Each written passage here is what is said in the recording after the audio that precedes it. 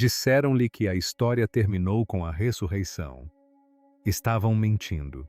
Durante Language Not Registered for Generation Dias, após ressuscitar dos mortos, Jesus caminhou sobre a terra, ensinando seus seguidores mais próximos. Language Not Registered for Generation Dias. No entanto, a maioria dos cristãos nunca ouviu uma única palavra sobre o que ele realmente disse durante esse tempo. Por quê? Porque esses ensinamentos foram deliberadamente apagados da Bíblia. Sabe, mas eles não conseguiram apagá-los de todos os lugares. Escondidas nas terras altas da Etiópia, trancadas em manuscritos antigos escritos em uma língua que a maioria dos estudiosos nem consegue ler, estão as palavras reais que Jesus proferiu. E quando você descobrir o que está nesses textos, entenderá exatamente por que a Igreja passou séculos garantindo que você nunca descobrisse. O que Jesus previu sobre o nosso mundo moderno é tão perturbadoramente preciso que lhe dará arrepios. O que ele revelou sobre a própria realidade contradiz tudo o que lhe ensinaram. E os avisos que ele deu não se referem a um futuro distante. Referem-se ao agora. Se isso abalar tudo o que você pensava saber sobre o cristianismo, clique no botão Gostei e inscreva-se, porque o que vem a seguir vai te surpreender ainda mais. Deixe-me perguntar uma coisa. Quantos livros você acha que a Bíblia tem? Se você disse Language Not Registered for Generation, acertou. Mais ou menos. Esse é o número de livros que a Bíblia protestante usada pela maioria dos cristãos ocidentais possui. Mas eis o que ninguém te conta. Esse número é arbitrário. Não é divino, não é sagrado. Foi decidido por homens em posições de poder que tinham razões muito específicas para o que incluíram e o que descartaram. Agora, vamos viajar para a Etiópia. A Igreja Ortodoxa Etíope tem uma Bíblia. E a Bíblia deles tem Language Not Registered for Generation livros. Não Language Not Registered for Generation. Language Not Registered for Generation. São Language Not Registered for Generation livros inteiros das escrituras que estão guardados em igrejas etíopes há quase Language Not Registered for Generation anos, enquanto o resto do mundo nem sequer sabe que eles existem. Pense nisso por um segundo. 15 livros, ensinamentos inteiros, textos completos, simplesmente desapareceram. Foram removidos, apagados da versão do cristianismo que se espalhou pela Europa e, eventualmente, chegou à América. Como isso aconteceu? Vamos voltar ao século IV. Missionários sírios viajaram para o reino de Ashum, o que hoje chamamos de Etiópia. Eles trouxeram consigo uma vasta coleção de escritos sagrados. Não se tratava apenas de evangelhos e cartas. Eram visões apocalípticas, encontros angelicais e relatos detalhados dos ensinamentos de Jesus após a sua ressurreição. Roma estava construindo seu império. E parte da construção de um império é controlar a narrativa. A Igreja Romana analisou todos esses textos ousados, místicos e poderosos, e tomou uma decisão. Alguns deles eram perigosos demais, incontroláveis demais, com grande probabilidade de fazer as pessoas questionarem a autoridade. Então eles os eliminaram. Mas é aqui que a história fica interessante. A Etiópia era diferente, geograficamente isolada nas montanhas, nunca colonizada, nunca conquistada. A Igreja Etíope não respondia a Roma. Eles não seguiram as regras de Roma. Não editaram a Bíblia para agradar aos bispos europeus. Mantiveram tudo.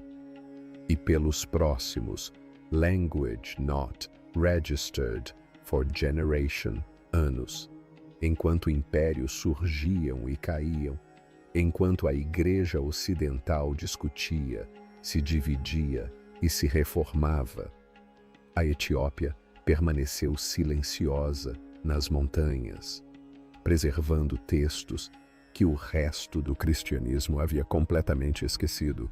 Não se tratam de notas de rodapé obscuras.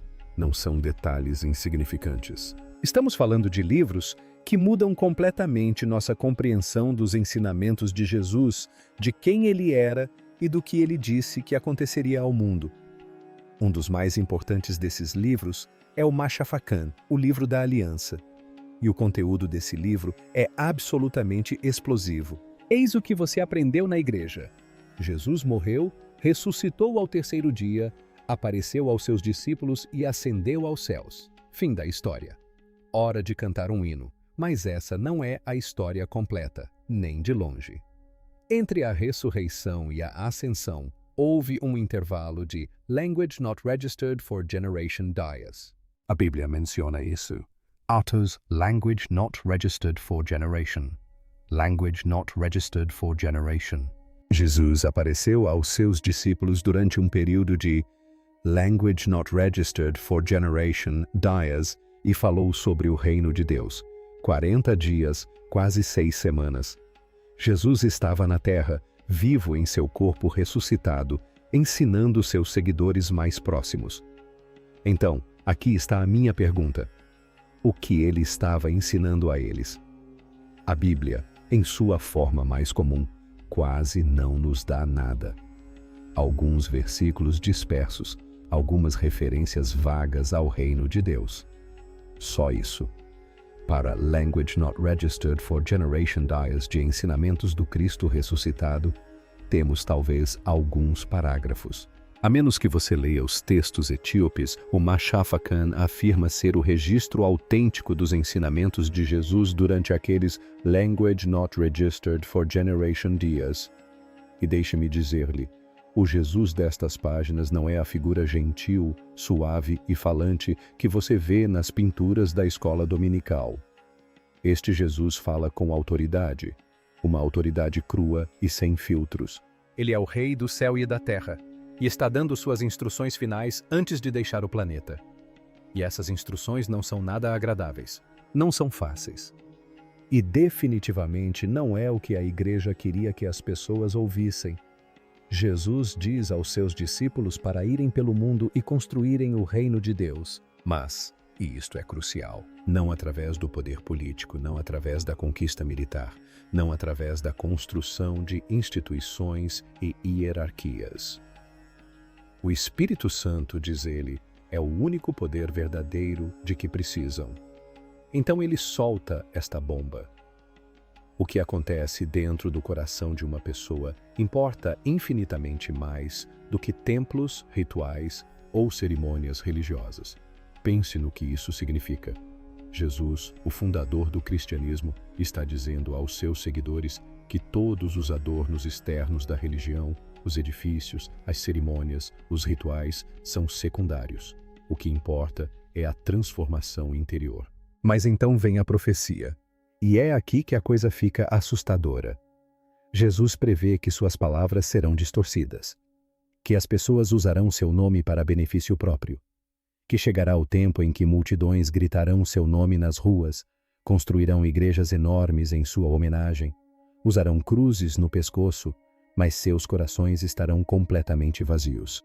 Ele diz, e estou parafraseando o texto aqui, que as pessoas construirão templos de ouro e pedra, esquecendo-se de que o verdadeiro templo é a alma humana. Observe o cristianismo moderno.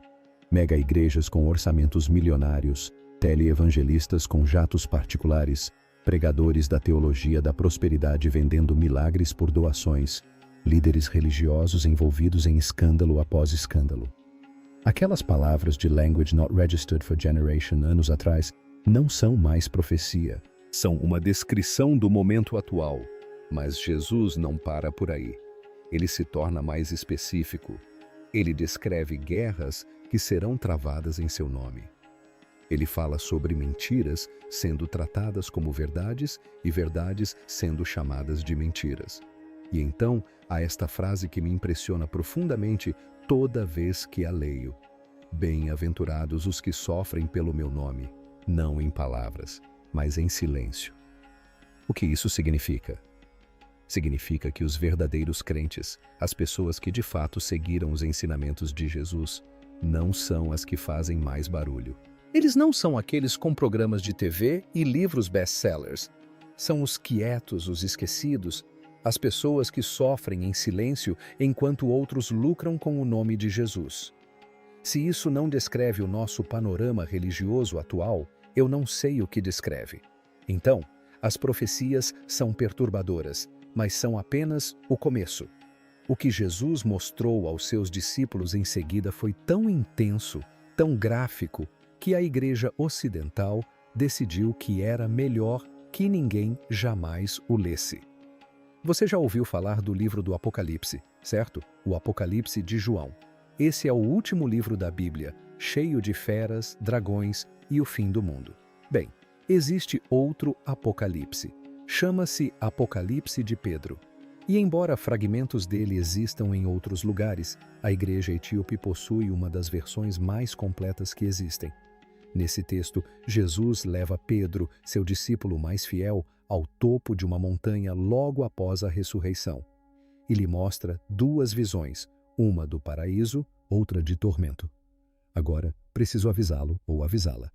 O que vou descrever a seguir é explícito. Este não é um sermão típico sobre fogo e enxofre.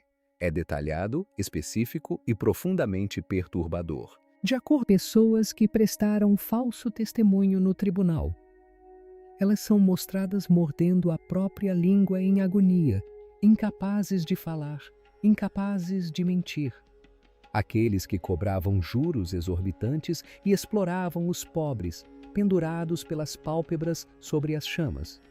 A imagem é tão intensa que faz o inferno de Dante, escrito mais de 1000 anos depois, parecer brando em comparação.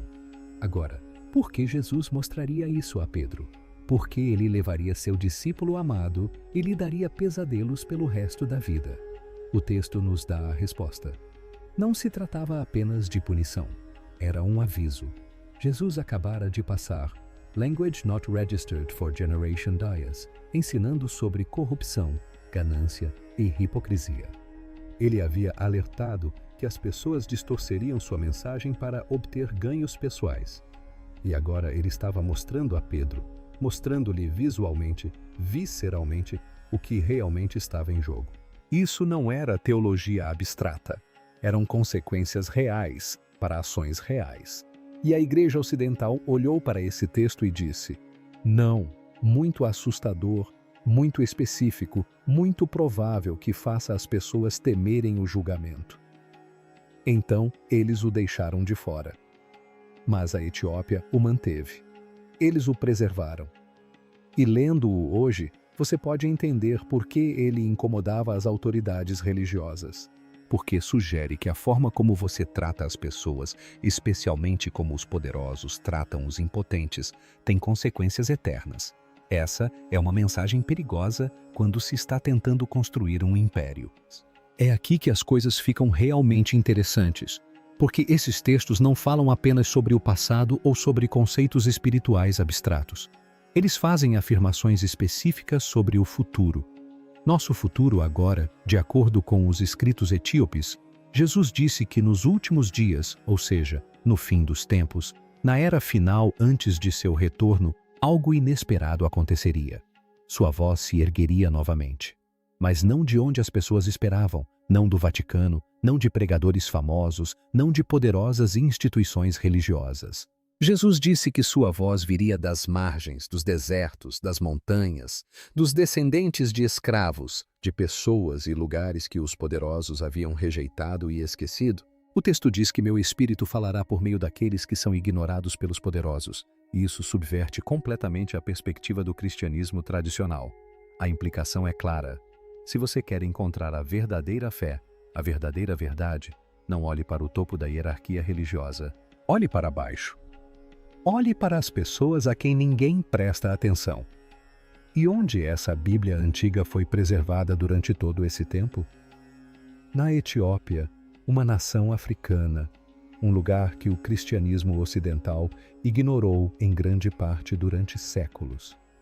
Um país de pessoas cujos ancestrais foram escravizados, colonizados e considerados primitivos pelos cristãos europeus.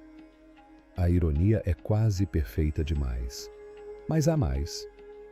Os textos etíopes descrevem Jesus ensinando sobre guerra espiritual, sobre anjos e demônios, sobre entidades obscuras que influenciam o mundo. E ele dá instruções muito específicas sobre como lutar contra essas forças, não com armas, não com poder político, mas com oração. Não. O tipo de oração que você aprendeu na igreja.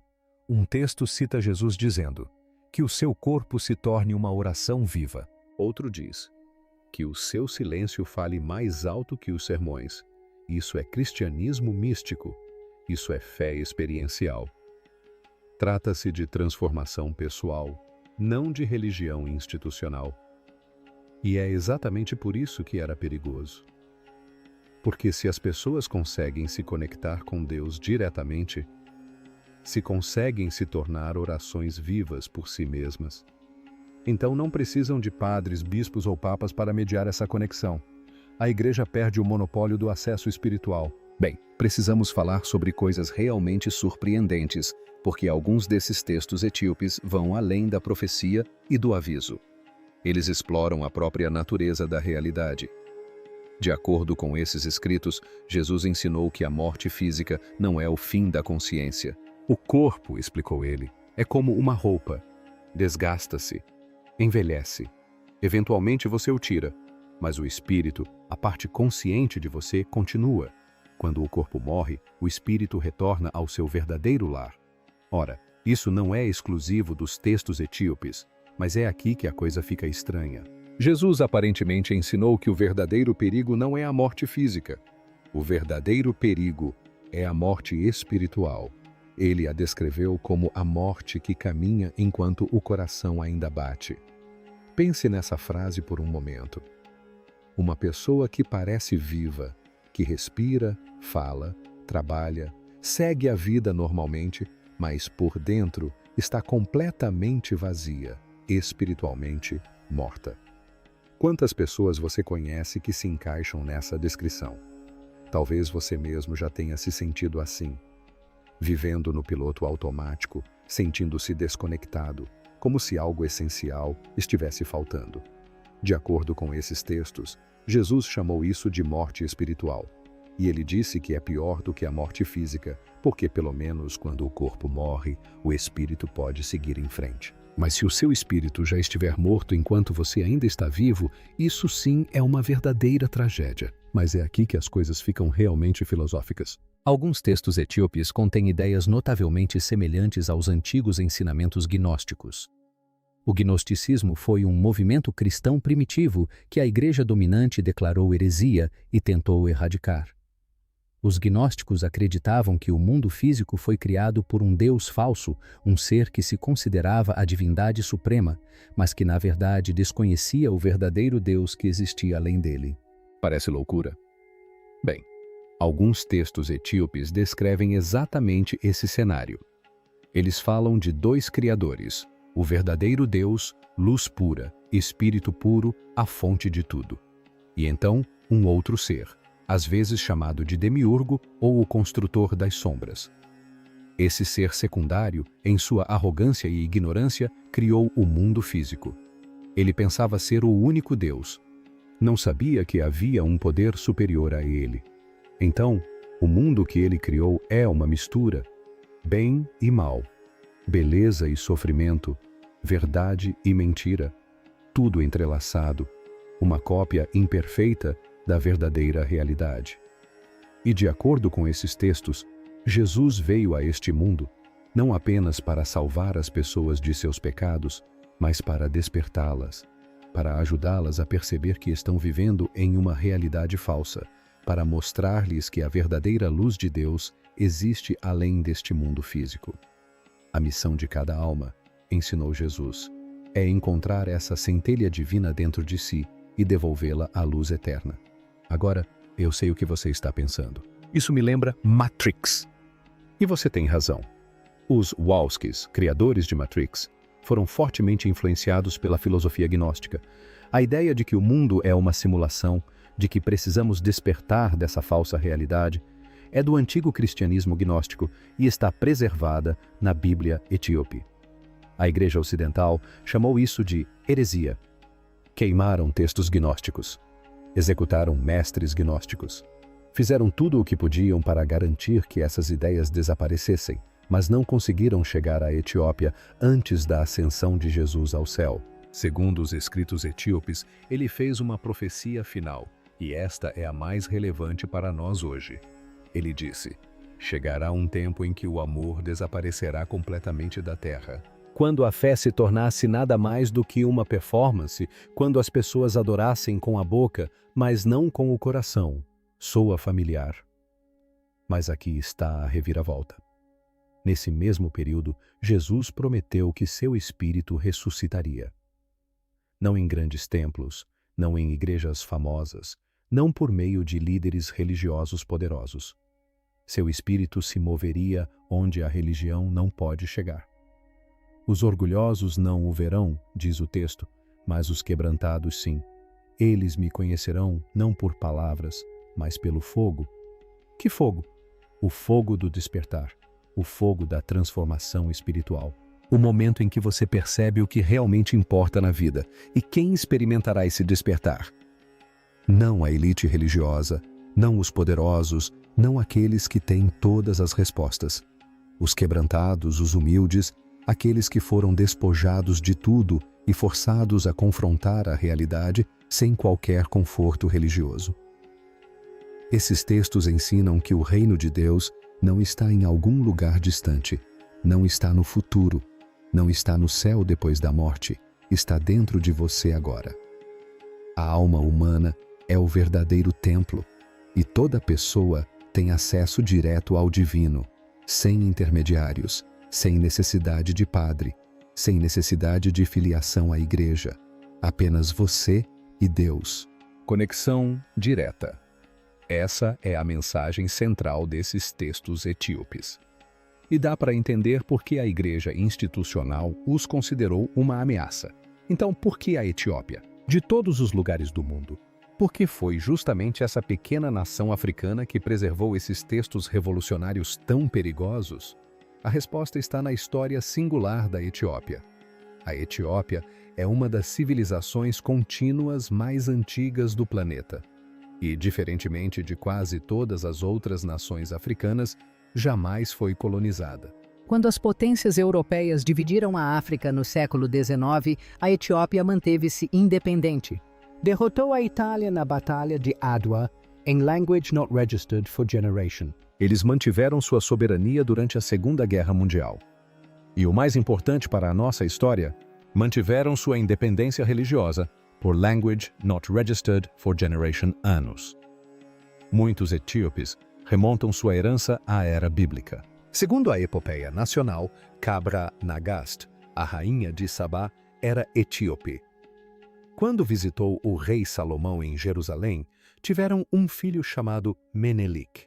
E quando Menelik retornou à Etiópia, segundo a tradição, ele trouxe consigo a Arca da Aliança. Sim, aquela Arca da Aliança, a mesma do filme Indiana Jones e os Caçadores da Arca Perdida. O baú coberto de ouro que contém os 10 mandamentos originais, escritos pelo próprio dedo de Deus. Milhões de etíopes acreditam que a arca ainda está na Etiópia hoje, guardada em uma pequena capela na cidade de Aksum. Apenas um monge tem permissão para vê-la, e ele é nomeado para o cargo vitalício.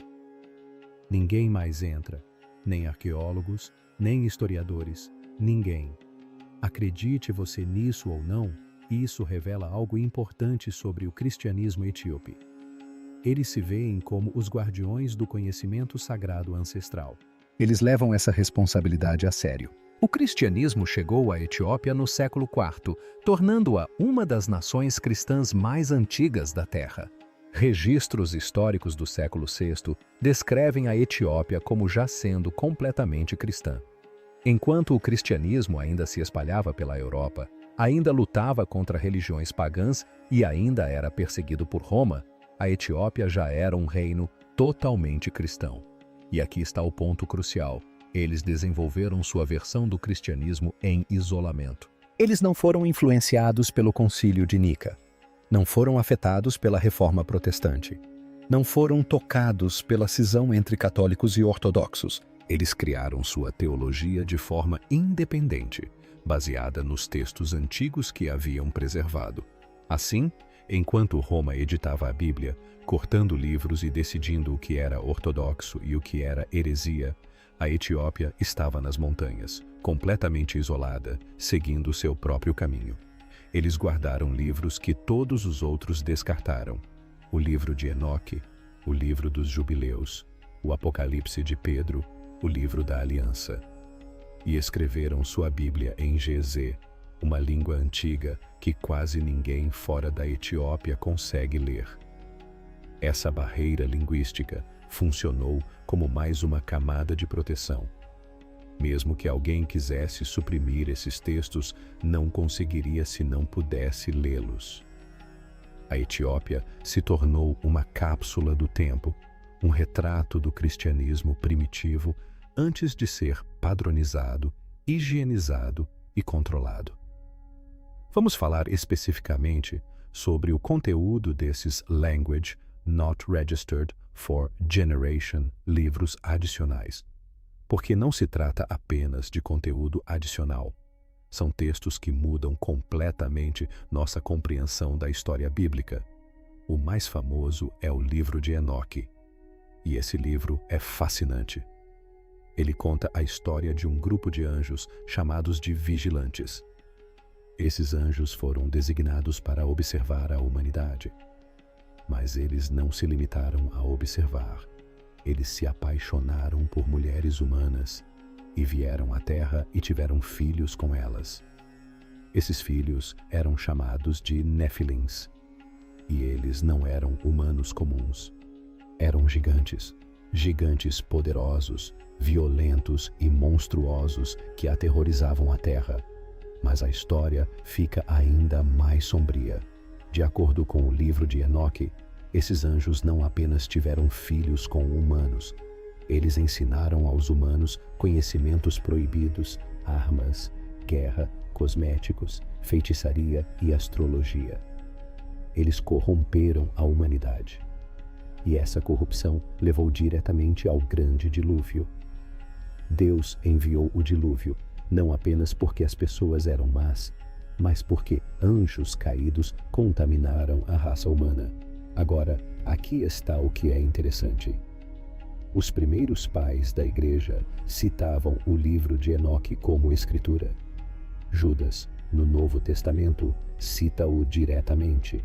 Escritores cristãos primitivos, como Tatulano e Irineu, o referenciavam constantemente. Mas, com o tempo, a igreja decidiu que era estranho demais, detalhado demais, problemático demais. A história de anjos tendo relações sexuais com humanos e criando gigantes foi considerada bizarra demais para o cristianismo tradicional. Por isso foi omitida, exceto na Etiópia. Lá foi preservada. Ainda é lida em cultos religiosos e ensinada como escritura sagrada. E graças a essa preservação podemos lê-la hoje e compreender o que os primeiros cristãos realmente acreditavam sobre anjos, demônios e o mundo sobrenatural.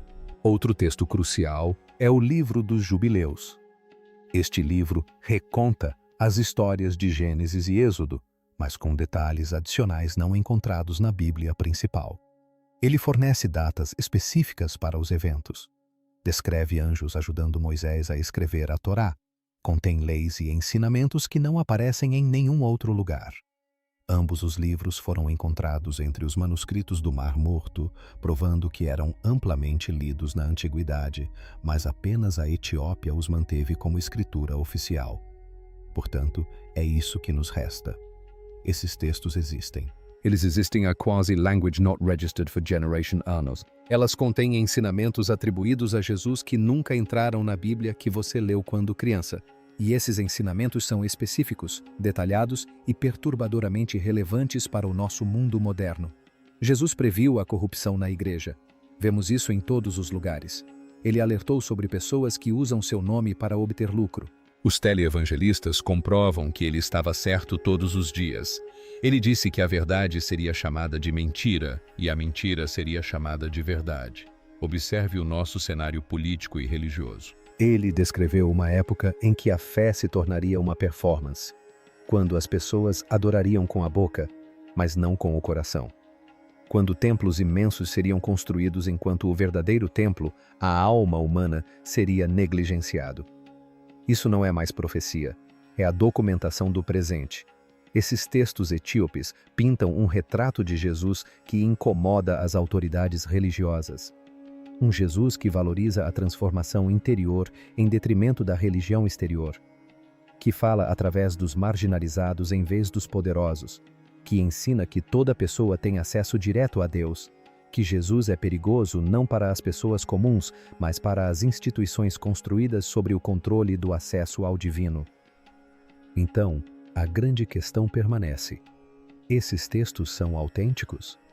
Jesus realmente disse essas coisas durante os Language Not Registered for Generation dias após a ressurreição?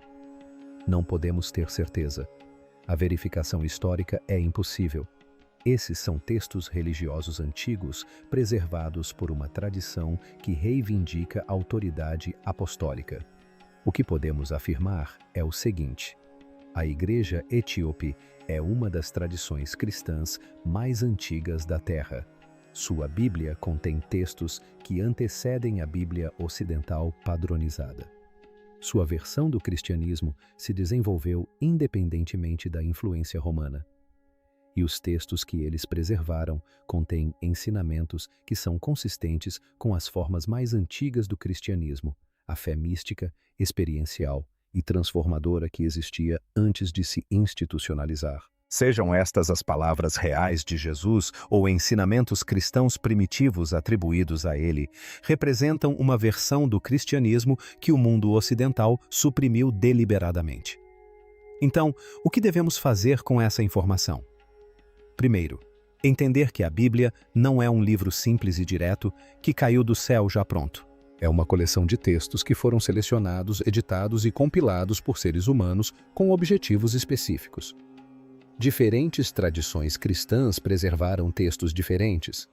Os católicos têm mais livros do que os protestantes. Os ortodoxos têm mais do que os católicos e os etíopes têm mais do que qualquer outro grupo. Nenhuma dessas versões é mais correta do que as outras. São apenas tradições diferentes com histórias diferentes. Em segundo lugar, reconheça que a versão do cristianismo que você aprendeu pode estar incompleta. Existem ensinamentos, perspectivas e práticas que foram omitidos, às vezes deliberadamente. Os elementos místicos, a ênfase na experiência espiritual direta, os alertas sobre a corrupção institucional, o foco na transformação interior em detrimento da religião externa. Esses aspectos do cristianismo ainda existem. Estão presentes nos textos etíopes. Estão nos escritos de místicos cristãos ao longo da história. Estão nas tradições de oração contemplativa, estão nas práticas monásticas, mas normalmente não são ensinados nas igrejas tradicionais. Esses ensinamentos não fazem parte do currículo da escola dominical. Não são o que se ouve no púlpito. Terceiro, e mais importante, considere o que esses textos dizem sobre a própria natureza da fé. Se Jesus realmente ensinou que o reino de Deus está dentro de você, se ele realmente disse que o que importa é a transformação interior e não a religião externa, então seu relacionamento com o divino é fundamentalmente pessoal. Você não precisa de permissão, você não precisa de acesso especial, você não precisa de intermediários. O templo está dentro de você. Isso não significa que a religião organizada não tenha valor. A comunidade importa, a tradição tem valor. Práticas compartilhadas criam conexão, mas significa que a autoridade suprema em sua vida espiritual não é a igreja, nem o padre, nem a própria Bíblia. É a sua experiência direta do divino. Essa é uma ideia radical. Era radical a Language Not Registered for Generation Annus. Continua sendo radical hoje e está preservada nesses textos etíopes que o resto do cristianismo tentou esquecer. A Igreja Ortodoxa Etíope está situada nas montanhas, protegendo manuscritos que contêm alguns dos ensinamentos mais desafiadores, provocativos e transformadores já atribuídos a Jesus Cristo. Esses textos descrevem um Jesus que previu a corrupção institucional, que valorizou os marginalizados em detrimento dos poderosos, que ensinou que a realidade é mais complexa do que imaginamos, que prometeu que seu espírito se moveria aonde a religião não alcança. Durante Language Not Registered for Generation Annus, enquanto a Igreja Ocidental construía impérios, travava guerras e acumulava riqueza e poder, a Etiópia preservou silenciosamente estas palavras perigosas belas e revolucionárias.